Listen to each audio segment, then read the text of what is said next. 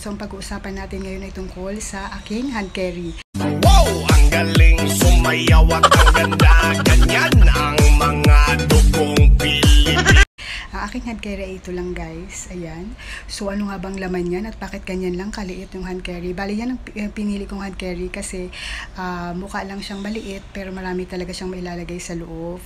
Tapos tawag dito, pwede siyang maging body bag, pwede din maging shoulder bag. So yun guys. Bali ang unang ang nilagay ko dyan is yung aking documents, which is nakalagay yung lahat ng documents ko sa transparent envelope.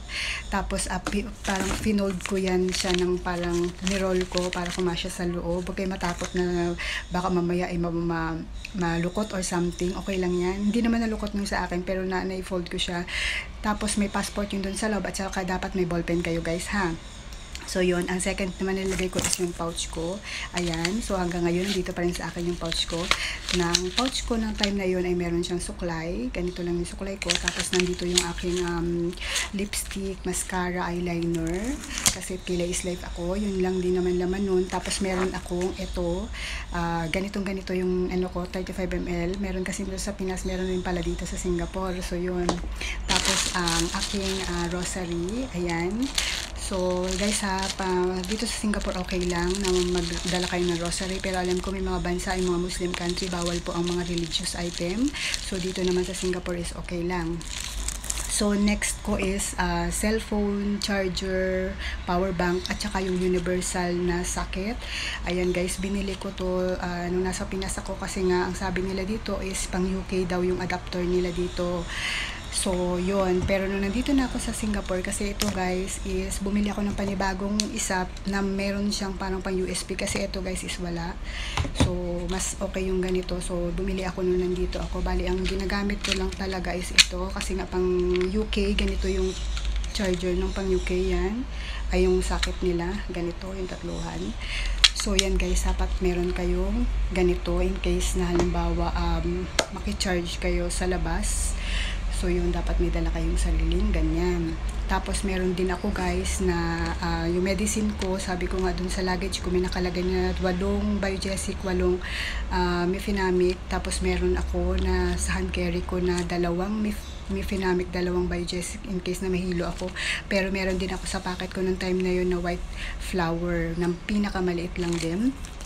Tapos, meron din akong lotion na maliit lang. Tapos, meron akong panty na seamless na nakalagay lang din sa ganito. At saka meron akong panty liner noon na extra. Tapos, ano pa ba? Yung travel pack na toothbrush at saka toothpaste na nabili ko yata sa 7-Eleven. Yung maliit lang talaga siya. Na meron din akong sariling toothbrush at toothpaste sa luggage ko. Yun. Tapos, ano pa ba ang laman ng ko? Anong kuwan ko na yun. So yun guys, pala may water bottle pala ako nadala. Sabi nila huwag ka magdadala ng tubig sa loob ng airport. Pero guys, nagdala ko ng yung mineral water. Ninanggal ko lang yung nun, kaya pinaka plastic nun, parang taasin talagang transparent na siya. Kalahati lang na tubig ang nilagay ko doon. Kasi guys, nung dumating ako sa airport, sarado pa yung anuhan nila, yung sa may weighing scale, at saka yung chinecheck yung yung ang tawag doon, yung ticket mo, tapos i-weigh nila yung luggage mo.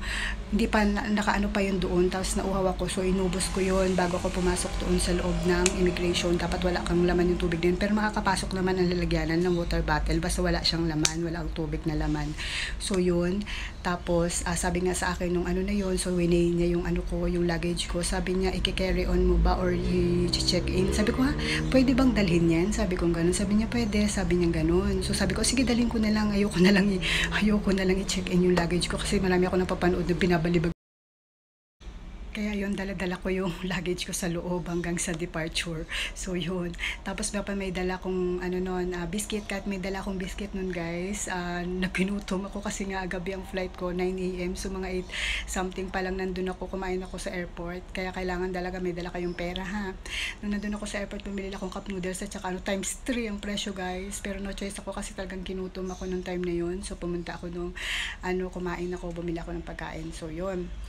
Pero dapat may biscuits kayo kung ayaw nyong mapagastos. Ayun.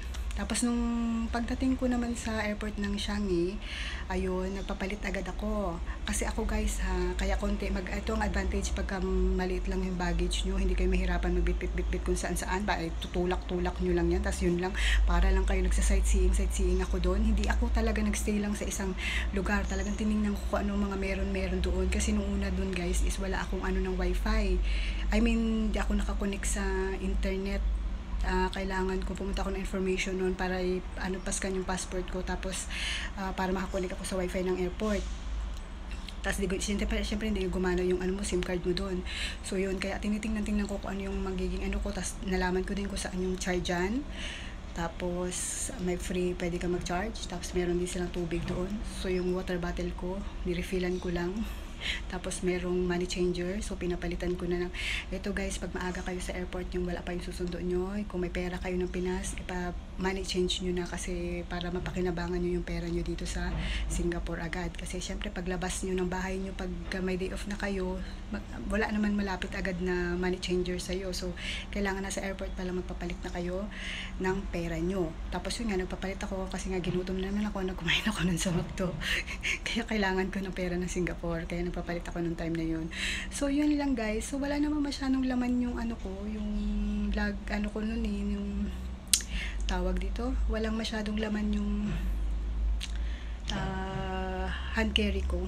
Kasi alam ko 3 hours lang yung flight. Bali, prepared din talaga ako.